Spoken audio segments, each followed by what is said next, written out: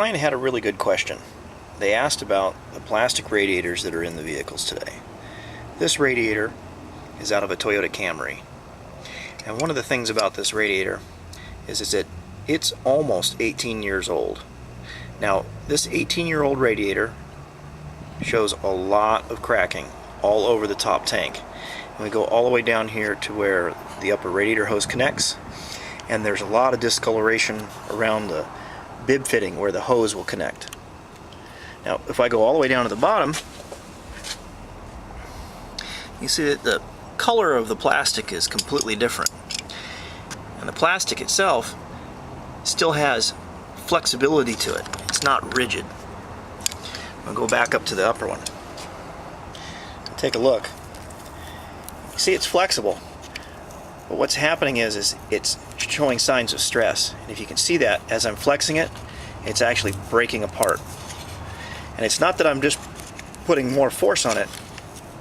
It's if you take a really good look at the way the plastic's fracturing, this is how these radiators will fail. Is it'll be sudden and they'll just come apart. Now typically when we see a radiator that has this type of condition right here, this is a very, very, very dangerous condition. The radiator could pop open at any time. If I see this, I'm going to recommend to my client, let's get a new one in there. If they don't want to do it, at least they've been informed and they can make a decision later on. Most of the time, this type of condition right here, what we see happen is this upper bib will break apart, the hose will pop off, and we'll have instantaneous fluid loss. Over here on a crack like this, the fluid would leak out over time and engine would overheat. Possibly the client might continue driving it and we end up with engine damage. An instantaneous failure over here, if this fails off instantaneous, usually the client knows immediately something's taking place and they'll usually shut down the car. This type of thing, the client might drive it for 2 or 3 hours before they realize that they've lost any fluid. Be on the freeway, cooking along, boom, engine's done. So this one is much more critical than this over here. Now, typically these plastics, like I said, they hold up really well. A lot of plastic radiators out there on the market. One of the main things about these plastics, a lot of the aftermarket radiators, they're not as well built.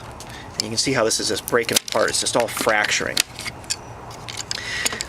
A lot of the aftermarket radiators are not built as well as the factory ones. So we always recommend factory radiator first.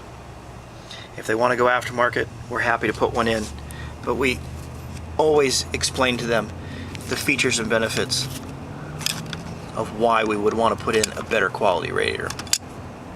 Most of the dealership radiators, they're not that much difference in price. An aftermarket radiator could range in price between $200 to $400. A dealer radiator might range in price between $300 to $600. It just depends on the year, make, and model. So, plastics, gotta love them. They're good, they're light, they're strong, but they do have a lifespan.